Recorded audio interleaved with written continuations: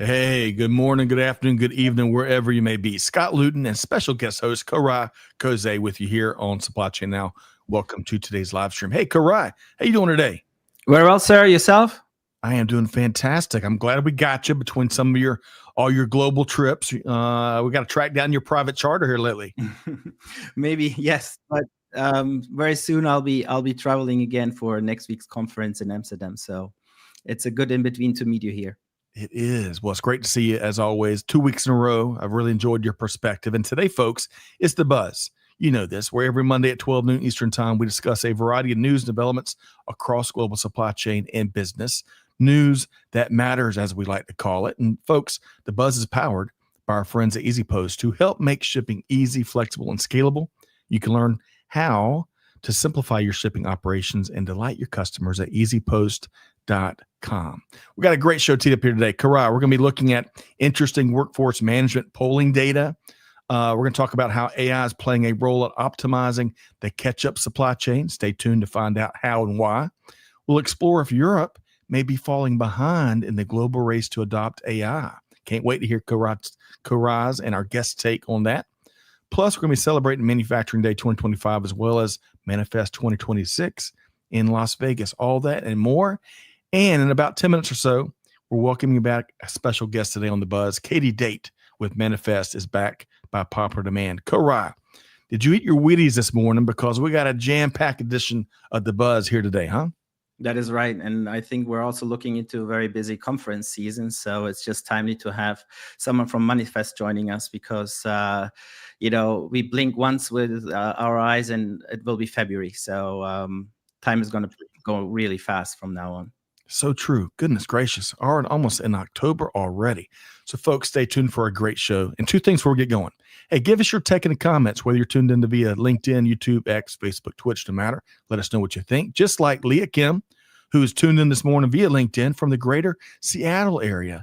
Leah, you're up early and looking forward to your perspective here today. Because as Tricia says, happy Buzz Day. And for all you out there, let us know where you're tuned in from. We like to connect the dots. And then secondly, if you enjoy the show today, we'd love for you to share it with your friends, plural, and your network. They'll be glad you did.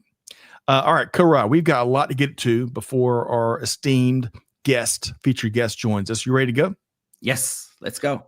All right, let's do this. I want to start with our newsletter, our almost weekly newsletter we dropped over the weekend. Now, with that said, is what we call that, Koray, because I use that phrase about 37 times each day. Koray, I've got to stop it. But in this edition, we let off with a few interesting news stories. So get this. I'm going to rattle off some news headlines, and then I'm going to get your take, Koray. Up first, for the second time in less than a year, Canada Post workers go on strike. Boeing took another step forward in its continued efforts at a turnaround as the FAA is going to allow Boeing to sign off on some of its 737 MAX and 787 Dreamliner aircraft before delivery. Third, the White House announces new tariffs on all sorts of things, including imported heavy-duty trucks. Fourth, as we continue to track the EV manufacturer Rivian, the company posted some disappointing Q2 2025 results. And beyond all of those stories, right, we'd love to get your take on. We also shared a variety of live events, resources, you name it, including this session on October 21st with the one and only Deborah Dole, who's going to tell us and teach us how we can optimize our digital transformation leadership capabilities and capacity. How about that? So join us then. All right, so Koray, that's a lot of stuff, and then there was even a lot more. Did you get a chance to read With That Said on the plane ride back home this weekend? I did. I actually very much enjoyed your call out on the Kraft Heinz pilots and what they're doing with their cookbook, which was an interesting take to bring a little bit of their company history, their core product closer to every employee to identify not only themselves with the brand, but also get acquainted with the capabilities of AI to bring them closer to actual catch-up production. So, which was almost like gamification, bringing like the curiosity in the organization to life within the context of AI. And I think that's an interesting way to bring that new technology closer to everyone in the enterprise. Koray, I love that. And you know what? You're in luck because we're going to talk more about that story here in just a minute or two. And we're going to talk about those unwritten rules that no ketchup goes on hot dogs, folks. I'm sorry. That's how it is. All right. So, folks, check out With That Said.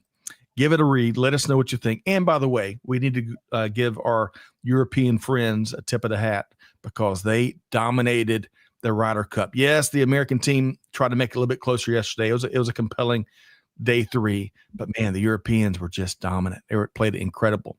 Okay, Koray, 2 other things I want to hit before we bring on Katie Date. I want to talk about this incredible address that you had last week. I think you were speaking to a room full of global military leaders. Tell us more here.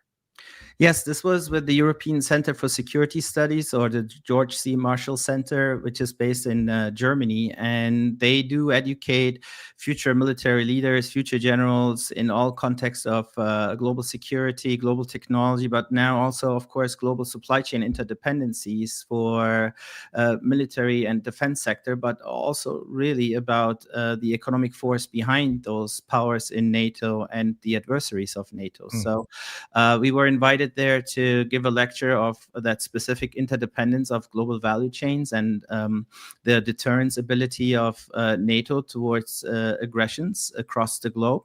And it was very interesting to see how now a couple light bulbs went really on in the room to think about why certain dependencies are in existence. Of course, for instance, from I call it the war machine that is still dominated by the US and its innovation. Think about F-35, F-22, but also, of course, the new drone capabilities that are outside of the US available, such as the developments in Turkey and their defense sector, very much also present in the news by President Erdogan visiting President Trump this past week and talk about F-35 deliveries, but also the engine deliveries for their own 5th generation fighter, for instance, that is 1/3 of the price and very close to the capabilities of the F-35. So there are a lot of things going on where supply chains impact national security capabilities. And we can see, of course, in the conflict, the invasion of Ukraine by Russia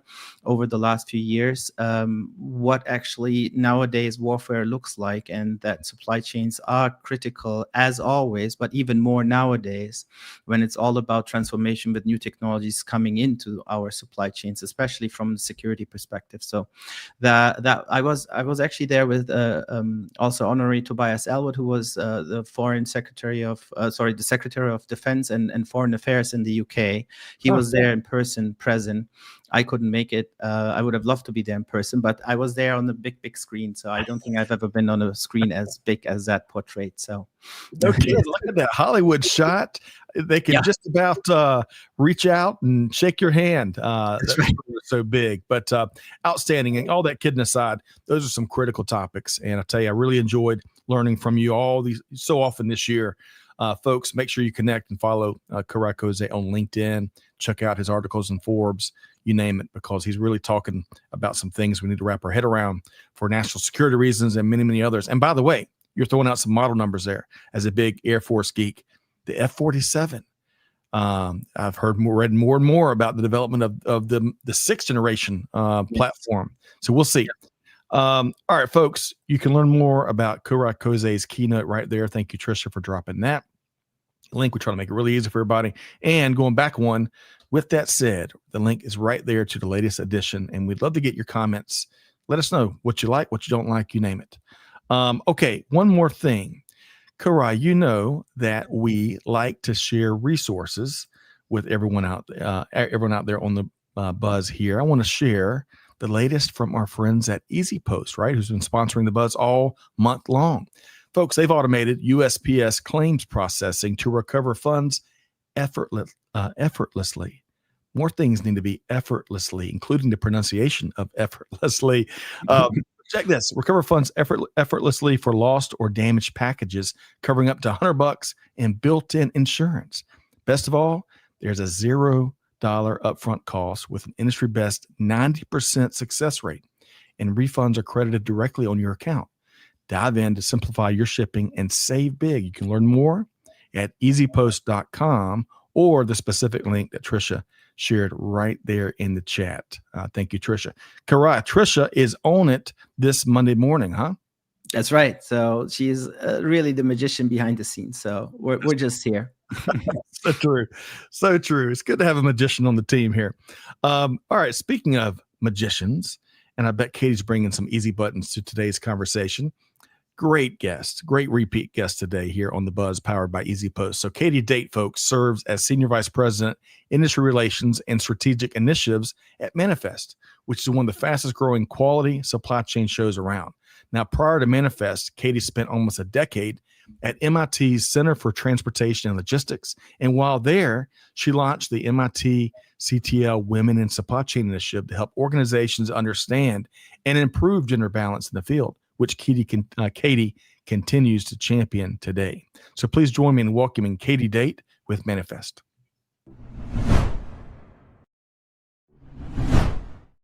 Hey, Katie, how are you doing today? I'm doing great. Thanks for having me back, Scott. I really appreciate it. Well, we had such a great time about a month and a half ago with you and Kim. Had to have you back. And Koray, we've got a lot of good stuff to get into with Katie Date, huh? That's right. So really looking forward to learn more about the Manifest agenda in 2026. And of course, the location can't be beaten by any other location, right? So that is right. Yeah. What happens in Vegas stays in Vegas, right? As always, Katie, that's right. So big show here today. Let's start with a fun warm-up question, though. I got a little different one. It's National Coffee Day, by the way, Koray, but we talked about coffee last week. It's also National Goose Day. It's National Biscotti Day, which is tasty. And it's also National Silent Movie Day. Now, I've never watched a silent movie, but I want to use a vehicle to ask you both, what's been one of the best recent movies you've seen this year? And Katie, I want to start with you. Tell us more.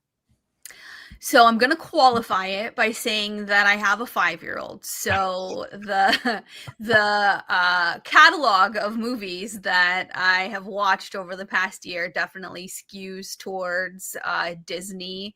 And I would say probably our favorite in our house this past year was going to see Lilo and Stitch 2 in the theater. Okay. So that was, a favorite of me in my childhood, and has a great soundtrack that we've listened a lot to, and he had a great time in the theater and can't wait till it comes out on Disney Plus so that we can watch it 5,280 times a day. So really looking forward to that. Love it. And we can all relate to that so well. All right, Koray, it's going to be a tough one to beat. Lilo and Stitch Part 2. What about you? Well, we're on equal turf there, because my 5-year-old certainly dominates whatever consumption of television there is. So I had to stick to the same platform, Disney, for this. And I was forced to watch Moana 2 and Moana probably about 20 times by now. So it's the only movie I know by now. And but I like some quotes there. So the grandma seems to be quite smart, and she says things like, you never know where your story leads, but we never stop choosing who we are. So those blimps are there, and then I just go into reminiscing about everything else but the movie, and then I wake up when the movie is basically ending. But by now I know the ending and the beginning and the middle of it and everything in between. So that's the movie we're watching at home. I believe it. And another great soundtrack too. That's right. That's right. I love these Disney movie soundtracks, by the way. I mean, incredible. I would just add Superman, Katie and Koray. Me and my son. My son's a big Batman fan. In fact, he takes Batman over Superman any day of the week. We have some fun arguments around that. But we both went, and Superman, the latest edition, gets 2 thumbs up from one very tough critic, Ben Luton. And it was just a great, my only qualm, Koray and Katie, my only qualm is the Superman March, which was iconic to the original series that John Williams put together. They use that in bits and pieces, but they don't really share it in all of its triumphant glory. But that's a major minor quibble. All right, so everybody, you got your movies to go out and watch. Moana, Lilo and Stitch Part 2, and Superman. Let us know what your take is on each of those. All right, so Katie and Koray, we have got a lot to get into here today. Oh, we got one more movie recommendation. Alex says, highly recommend Bad Guys for your 5-year-old. I've heard good things about that. Alex, and great to see you here today. Have y'all heard about Bad Guys? Is it part 2 or is that the original? I think there's a part 2 that's either just come out or is coming out soon. Right. That's what I thought. And there's a Bad Guys Christmas that we've had to watch in my house, I think, and also a Halloween one. So okay. All right. Plenty of Bad Guys you've had, Katie. Okay. yeah. But Alex, great to have you here today. Let's dive into the first story. Katie and Koray. We are going to start with a few insights from LinkedIn's latest workforce confidence survey. Now, I'm going to unpack a few of these major findings, and I can't wait to hear Katie and Koray kind of comment on them. Nearly 7 in 10 U.S. employees say that they might leave their job if they had a bad boss. I don't think that surprises anybody, really. In fact, it reminds me of a great point made by my friend Bo Groover earlier this year when Bo said, your manager will have a greater impact on your overall health than your own doctor. Now, at first, that might not make sense, but the more you think about it, it makes perfect sense. I think it's very true. Also, back to the survey, almost 3 in 10 employees say their manager is often too stressed to support them. The survey found that only 30% of individual contributors want to become a manager of people. Hey, I'm with the 70% there. So a couple of things there might or may not surprise folks. Katie, your thoughts? So I've definitely had good managers and bad managers in my past. And I feel like in supply chain particularly, you really feel the impact of leadership.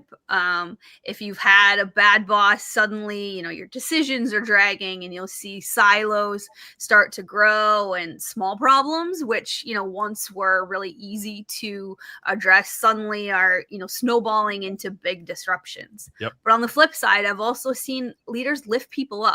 Everything flows, teams collaborate, problems get solved faster. And, in supply chain, there's always surprises. So it's much easier to handle those surprises.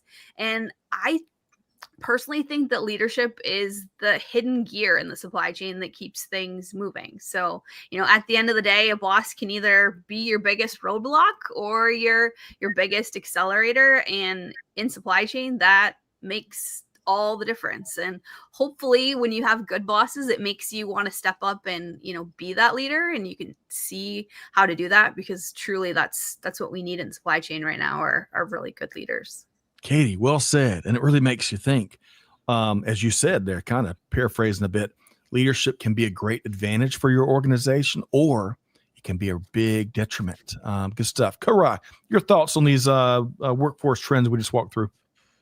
Well, I've seen, like Katie, probably the entire spectrum of leaders and managers. And the one that I most enjoyed was the ones that really embodied like servant leadership, that was assertive to the outside and empathic to the inside, and helps you to discover really what you are good at and supports that growth and where your interests lie. And if there is a gap, supports your development into that, but not necessarily nitpicking on everything that you're not doing right. And unfortunately, in tough times, they rather nitpick than develop. And then people really give the response that we see in the survey here. One thing in this context of 2025, though, we need to look at the mobility capabilities of those people that are saying that, because we're looking at a job market that is not really clear where it's going. Yes, is there opportunity? There's always opportunity, but there's not as much flexibility in the market. And we're seeing actually reactions also economically that, that mobility is not there. So the 70% is a bit worrisome, because it shows a bit of the frustration in the market of people being in a job, and that usually has an impact on productivity and friction, to be honest, that is subtle in the beginning, but then can come out very strong. So a lot of companies, especially in the tech space, when you monitor Glassdoor right now, you can see comments that are actually not that positive anymore. And they're talking about toxic environments in those startups and in those scale-ups. And that's not a good sign. And that means people are stuck too long in that environment and have these responses then that LinkedIn unveils. So my recommendation to any company out there that is in this space where you have scarce talent, but also non-mobile talent right now, care about your people, because they come front and center, and then the technology and then the process comes. Koray, absolutely. We need to shout that from every mountaintop. Caring about your people and showing that you care it's table stakes. And as you wrap there, mentioning technology, that's the coolest thing in my view about this golden age of supply chain tech that we're in, is those leaders that really get how to build a business case. And oftentimes that business case for AI or anything else, it's all about making it easier for your team members to find success each and every day by taking friction and tediousness out. So well said there, Koray. Katie and Koray, I wish we could just keep talking about workforce stuff between the perspective y'all both shared, but we got a lot more to get to. Let's go to Koray was doing some foreshadowing earlier and talking about ketchup. And by the way, the best ketchup in the world, folks. Don't let anybody fool you. It's not Hunt's. It is Kraft Heinz. So this is a neat AI case study impacting a key ingredient that accompanies delicious French fries everywhere. So CIO Dive is reporting on how Kraft Heinz is leveraging an AI agent to help provide their workforce with better access to information and best practices when it comes to producing their iconic ketchup. Now, they've created a tool called the Cookbook. Makes sense, right? And in 3 months' time, the company has built a platform that shares tribal knowledge from 150 years of ketchup production history at Kraft Heinz. They want to help their employees hone in on the right thickness, color, taste, you name it. And it seems like they're testing the cookbook with a small group of team members right now to see how effective it can be, to see how it moves the needle perhaps, and if impactful, they are talking about using it with other products. So, Katie, I know that big old bottle of ketchup makes us all want some French fries right now, but your thought on this application of AI?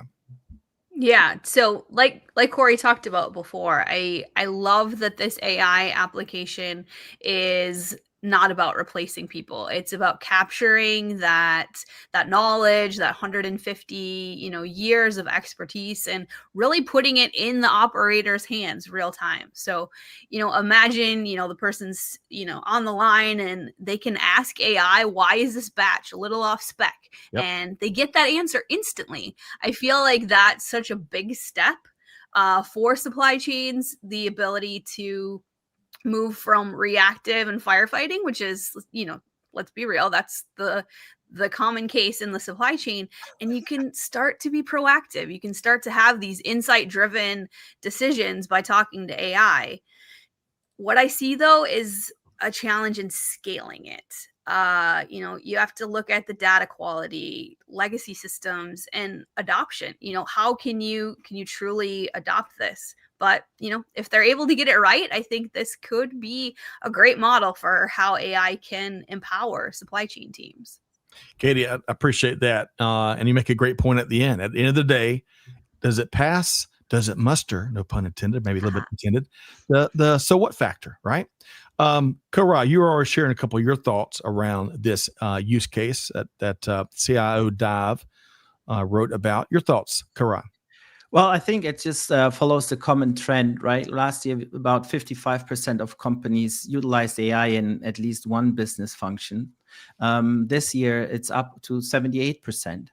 At the same time, though, you can look at those use cases and you only see that 1% in the specific use case that they're working on actually reach full maturity. So it's still on the playground in that context. So while this is fun to watch and interesting to see, it really needs to be two things. One, scalable, and then two, it has to have a business impact. And a lot of companies are struggling with that business impact. In that same article, you're seeing that actually a lot of companies are pulling back AI projects because of the lack of business impact, because the hype made everybody excited and excited about getting into the space, not too late.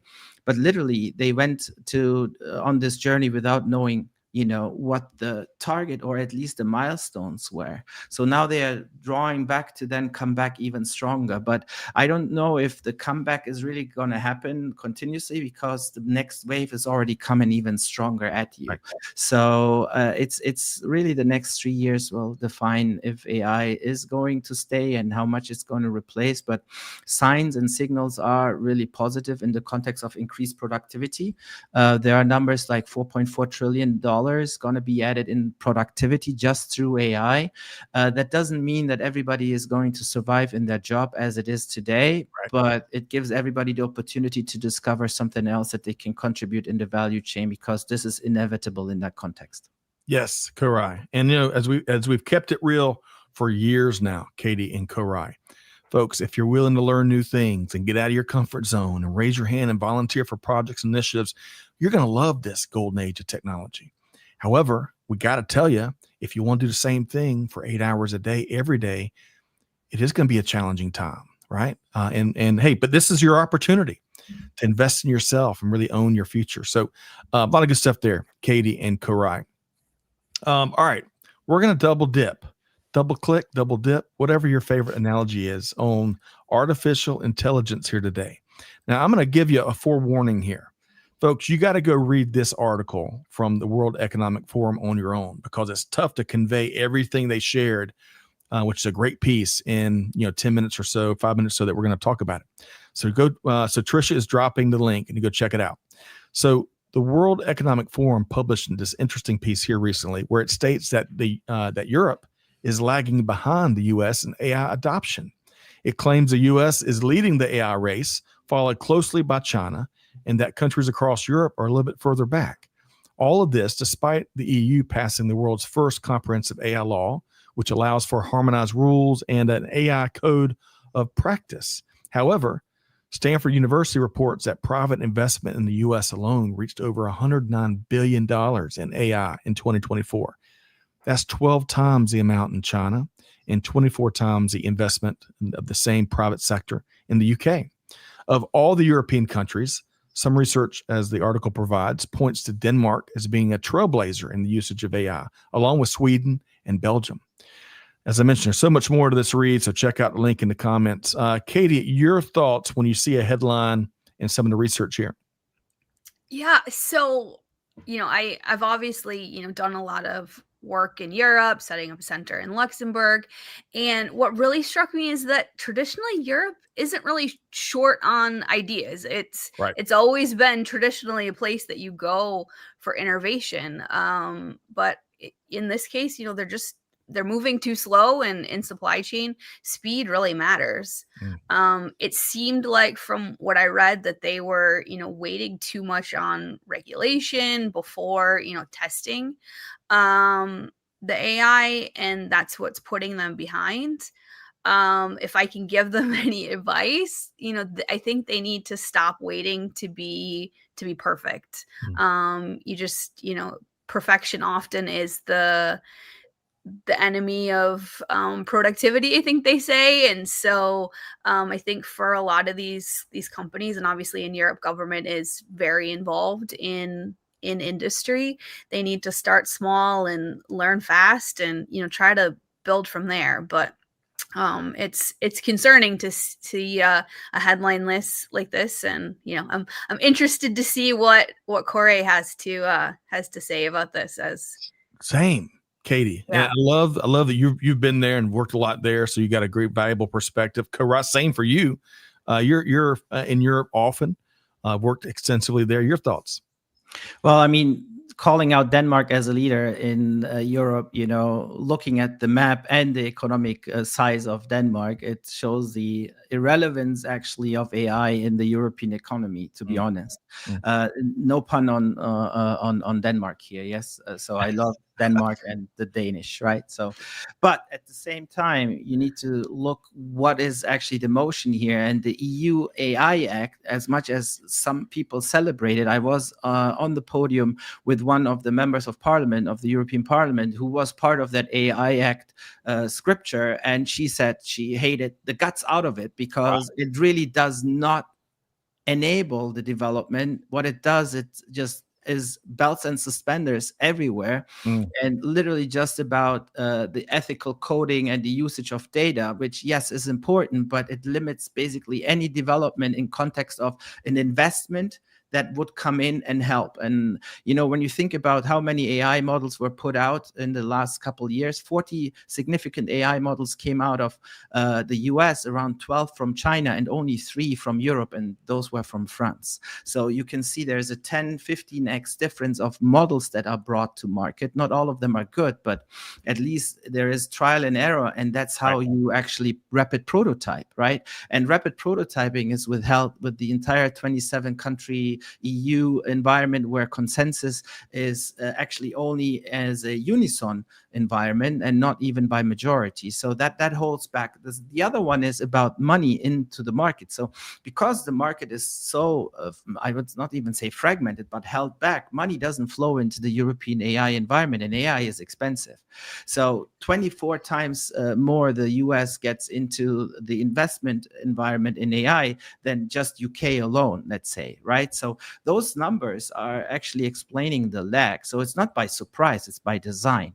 Hence, it's actually in the hands of the EU legislation to work with regulations that are enabling the environment, because Europeans are not dumb. They're smart people. They also innovate a lot of things. The problem is scaling it into a business model that then attracts capital and then makes it actually sort of like replicate itself into a market with many contenders, right? Think about Grok, Anthropic, OpenAI, like they're all competing with each other. And you look at Europe and then it's crickets, right? So at the end of the day, this is inevitable.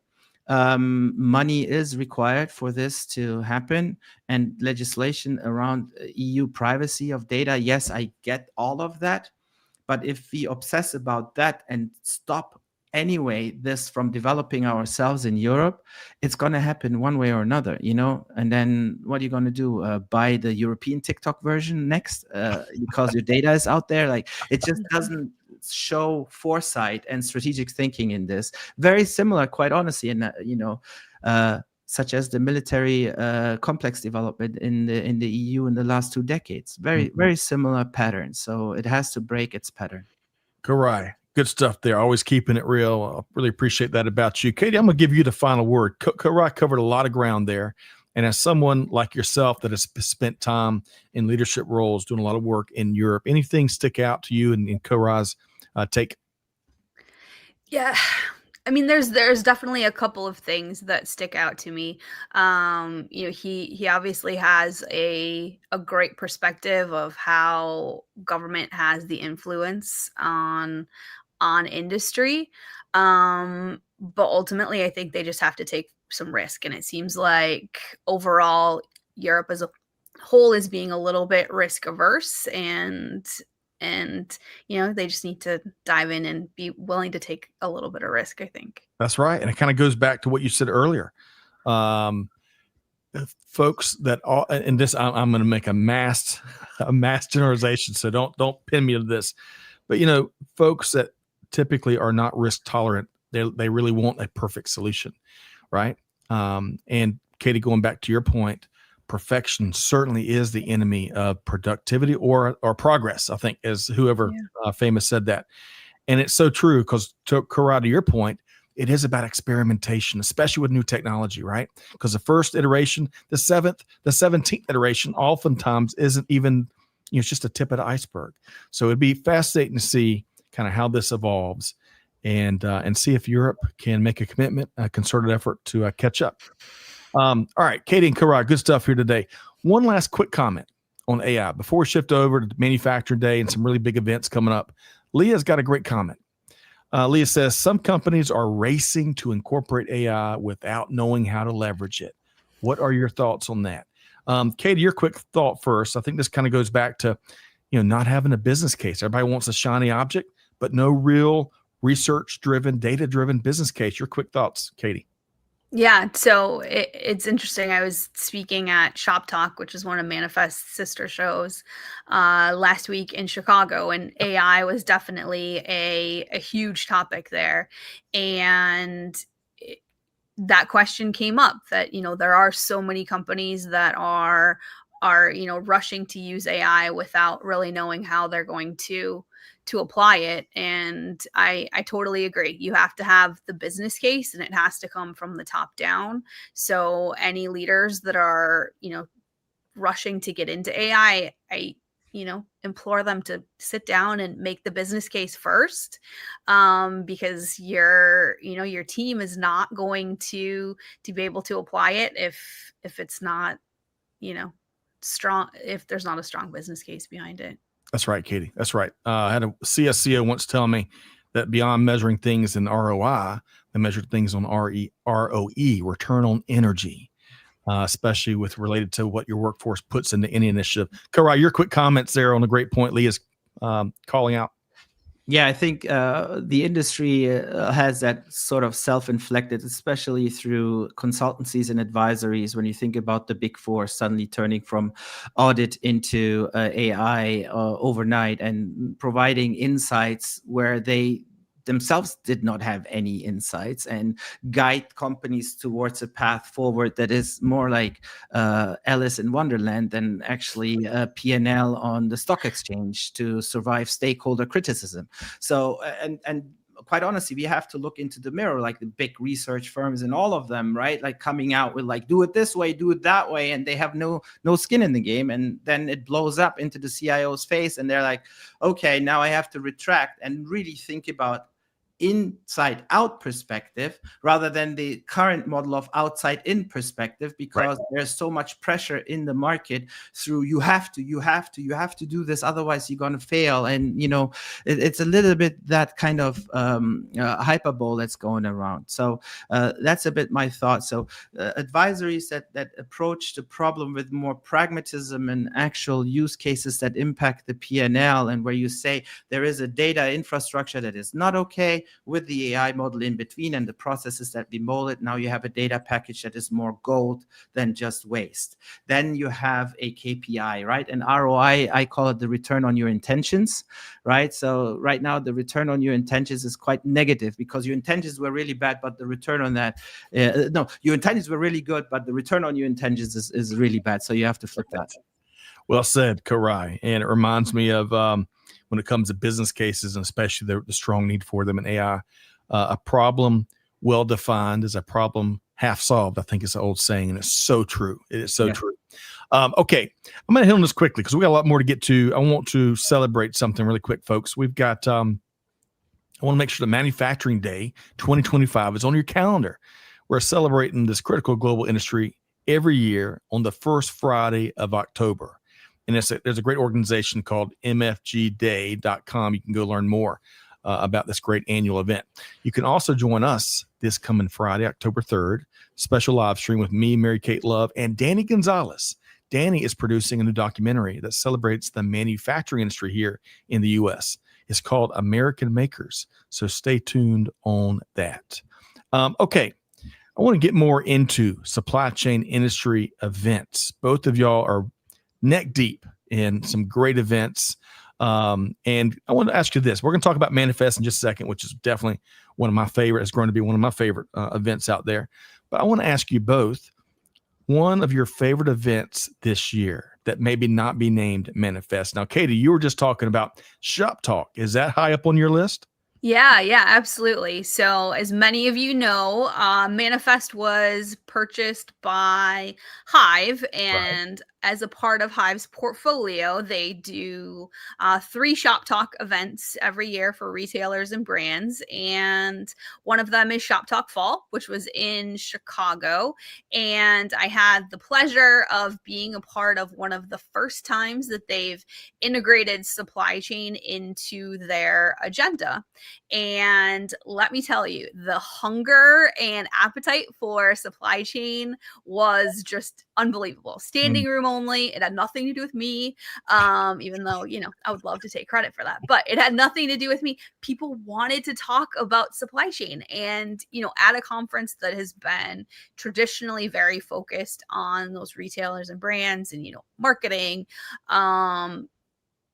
to see them hungry to talk about supply chain was like very validating for me. And, the Shop Talk crew just did, a phenomenal job of procuring just a great agenda with very dynamic attendees. So it was a pleasure for me to be able to take their stage. Outstanding. I've heard lots of great things about Shop Talk. And Katie, come on. I bet you were at least half the draw in talking supply chain there at Shop Talk. And that's great to hear. I love to see more and more organizations, events, you name it, shine a bigger light on the criticality of global supply chain for sure. Good stuff there, Katie. Now, Koray, you host events, you're out at events, you keynote stuff all the time. This is going to be a tough question for you. What's one of your favorite events this year? I mean, I may be biased, but I agree with Katie where we can bring supply chain to folks that will influence our ability to really succeed in supply chain, or where supply chain enables them to succeed, is where I feel like most intrigued by. So you can put all the trade shows in a row, and one is better than the other in one aspect, the other one is better in the other aspect. But at the end, it's like this community coming together, and you're really networking well over the days. That's more or less the same, right? Where I really enjoyed my time was at GlobSec, of course, being a senior fellow, but same thing at London Defense Conference, like those conferences that bring the other stakeholders, or where they bring you into their environment, and because they want to understand the value chain interdependency, where they want to understand how that will actually drive their decisions or policy making forward, is where I felt like most welcome. Not that I wasn't in the other place, but there was this net curiosity about what do we have to do in our policy in order to enable the industrial base to really support what we want to achieve. And very often, really at the heart of the thing, what they want to achieve is good things. They want prosperity, they want freedom, they want democracy, right? They want the ability for everyone to develop to their highest ability of their own skills. Right. So that is something where I think supply chain has never been in the past and is being exposed to. So we all should pick up, the opportunity to go to those places as well, even though, the argument of like, what do you want to do at Munich Security Conference? What do you want to do at GlobSec? Well, it's right there where the people are that shape the policy that you currently react to, but you shouldn't react. You should respond to their questions and prepare your networks of supply chain for that future. And hence, I think the collaboration event Manifest is so important, because it's one of the biggest events out there, and bringing then the other side to that kind of an event is as equally important. So supply chain events should be open for geopolitics to come on stage as well. Koray, no doubt. Absolutely. And you shared a lot there. You and Katie both did in your responses. I want to make two quick points, though. That dialogue that you're talking about, I really appreciate what you're doing at that intersection of global supply chain leadership and those that that put together the policy and lead governments and whatnot. And then that brings me to the second point. Yes, supply chains can certainly be used as an instrument of war, but man, the incredible opportunity that exists to use global supply chains as a extraordinary vehicle for peace and global peace and an end to conflict. Man, we got tons and tons of opportunity there, and hopefully we can take advantage of that as we move into the end of this year and what's hopefully going to be a more peaceful 2026. All right, I got to add one more thing. Katie and Koray, y'all both tackled so many different critical elements of the event space. And maybe you did say this, maybe you didn't, but future talent's already making an impact now, and that will only make a bigger impact in the years to come. So I just went to one of my favorite events all year long. It was the 7th annual Wise Future Leaders Symposium at the University of Arkansas. Dr. Stephanie Thomas, who is right here, hosted students, faculty, and industry leaders from 31 schools, I think, across North America. So, folks, if WISE is not on your radar, and WISE is on, I know Katie's radar, I bet it's on Koray's, because Koray doesn't miss anything. Folks, check out the WISE organization. They're doing incredible things. And these students, they're already interning, they're already working in industry. Oh my gosh, you could hook them up to power grids everywhere, and we have energy for days. It's amazing. Okay. Speaking of amazing stuff, Koray beat me to the punch talking about Manifest, Katie. Manifest continues to grow and grow and grow. And one of the really cool things for 2026 in February at Manifest for next year, you're adding a ton of cold chain content. Is that right? Tell us more about that. And is there a trend or two within cold chain in that space that really intrigues you? Yeah, absolutely. So, as always, we listened to our attendees, and our community asked for more cold chain. So, new this year, we're going to have a cold chain pavilion where people can go and be immersed both in, the technology solution providers within the cold chain space, as well as hearing from industry leaders like Mars, Yeah. which they're doing just amazing things in the cold chain. And so for me, the most kind of intriguing thing that's happening in the cold chain is this shift from reactive to proactive. And I think it's happening, in other places in the supply chain.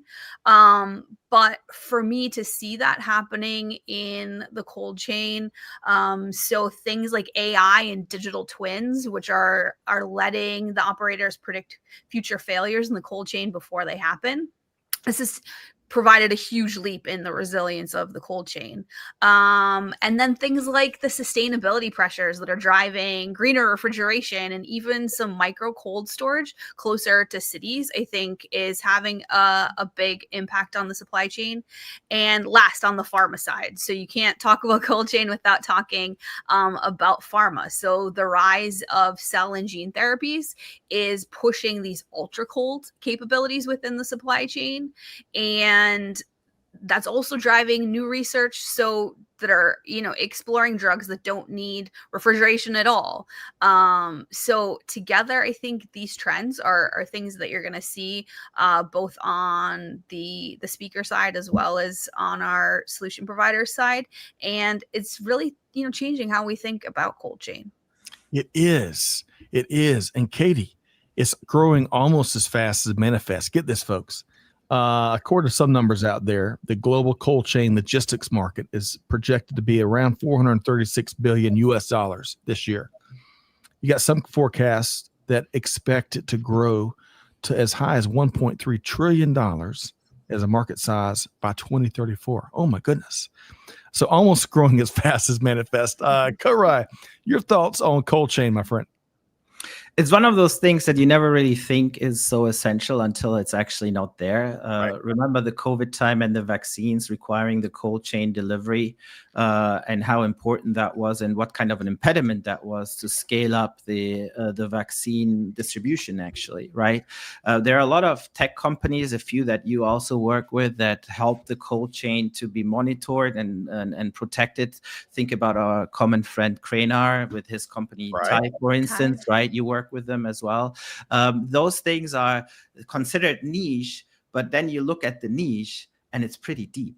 Right. And then the associated monetary value to the total addressable market is pretty high. So it's just natural that Manifest picks up this topic, because from food over to chemicals over to pharma, life sciences, this is essential, especially with, like Katie said, gene therapy, really cutting edge research in cancer treatments and viral infections. And quite honestly, the last pandemic was not the last pandemic, Right. but it was just one in the row of others, and those events to happen in the future. So cold chain capabilities, from technology to actual pragmatic operations, is key to any economy. And the numbers you mentioned are just foundational, to be honest. It is. And folks, check out what Kranar and the TIVE team are up to. That's TIVE.com, if I'm not mistaken. I was on a panel last year at Manifest with Kranar. And I think, if I'm not mistaken, Amanda, big thanks to you and Tricia behind the scenes today. I think TIVE's coming on a webinar with our friends at Supply Chain Now in Espanol coming up soon. Let's drop a link there in the chat about that. All right, Katie and Koray. Katie, I want to talk about Manifest. So folks, if you love cold chain, you're going to love Manifest 2026 even better. So stay tuned as they roll out the speakers and the thought leaders from the cold chain space that will be confirmed to be at Manifest next year. What else, Katie? I know that you need about 2 hours to answer this question, but what else at the top of your list? What else can folks look forward to at Manifest 2026? Yeah, absolutely. So we're returning back to the Venetian in February, which is just a beautiful space. And we have a larger expo floor this year, which means more room, not just for more of the innovative technology, but more room to have fun. I think, being in Vegas, people always connect us with those fun opportunities, which for me personally, those fun opportunities have led to so much great networking. It's so natural. You're at a putting green and strike up a conversation, and we're going to have so many more of those networking opportunities. Selfishly, I'd love to talk a little bit about our brand new hosted shipper program. So we've really, since I joined the team 2 years ago, really taken an intentional look at creating value for our shippers. And we've been able to roll out some new travel incentives to attract both shippers as well as the shipper teams to the event. So if you're curious about that, definitely reach out to me. The level of our attendees, both speakers on stage as well as attendees in the audience, just continues to be elevated. Supply chain chief supply chain officers and senior vice presidents and vice presidents are really seeing Manifest as the place not only to connect with their peers, but also to take in the content and network. So we're really happy and excited, and February will be here before you know it. It sure will. Oh my gosh. Folks, before I get Koray to respond to those cool things Katie just shared, I want to make sure y'all know Manifest is in Las Vegas, February 9th through the 11th at the Venetian. You can't get much more AAA than that, Katie. We're going to be conducting interviews again this year. Had a blast last year. In fact, had so much fun. I think one night I was in bed by 8:30 p.m. It was a long day. But Katie and the team, Courtney, Tanzel, Pam, many others have done a great job building and growing this terrific event.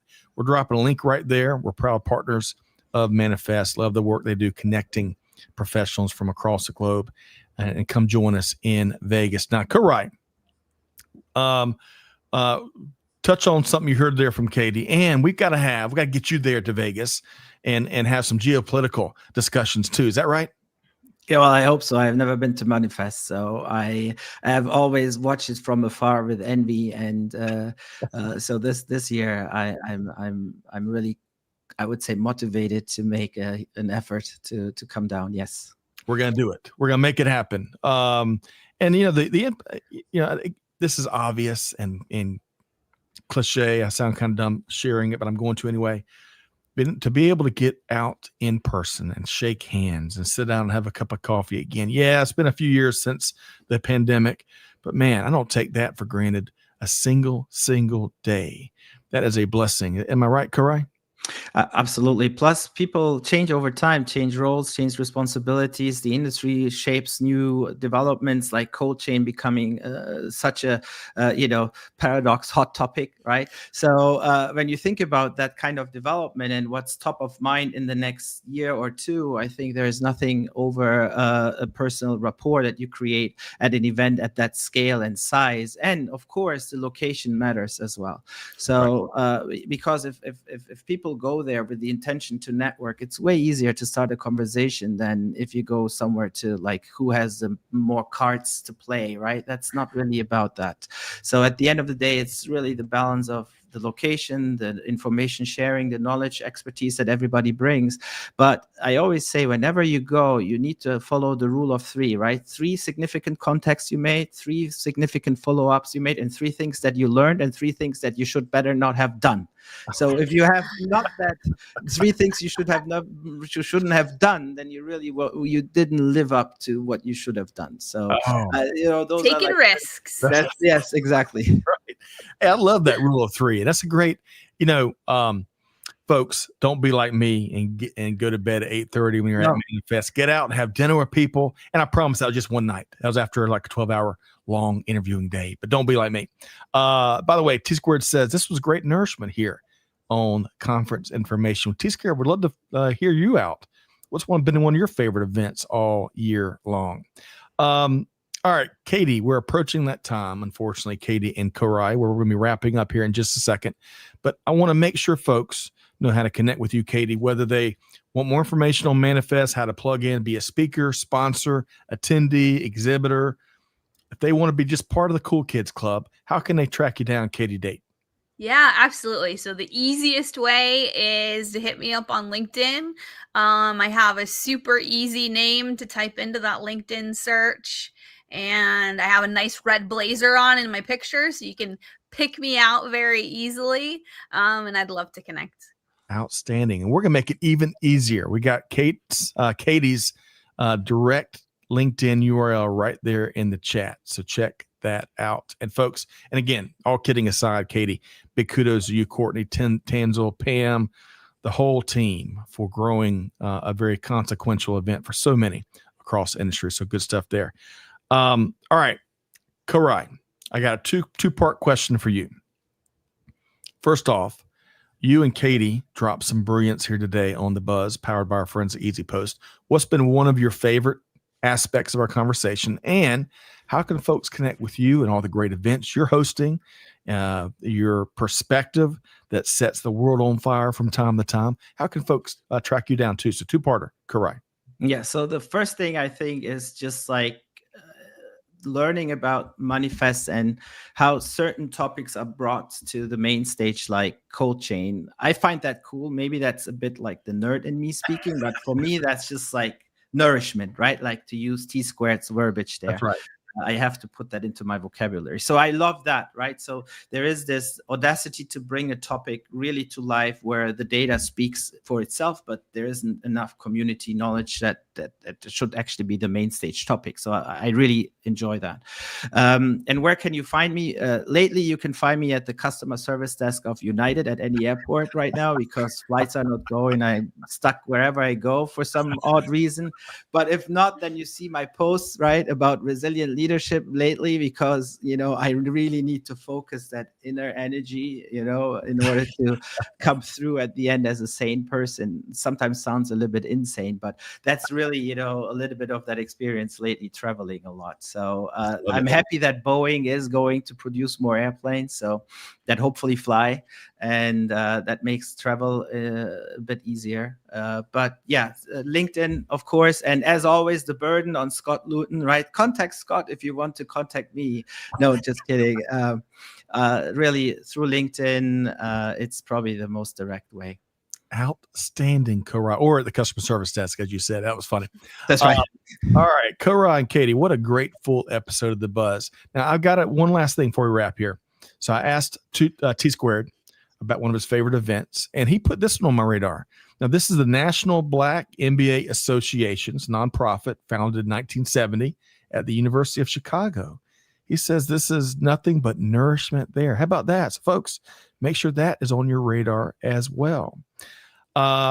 Katie Date with Manifest, thanks so much for being here today. My pleasure. Thank you so much for having me. Well, we look forward, keep doing what you are doing. We look forward to connecting with the Manifest team again in a month or two.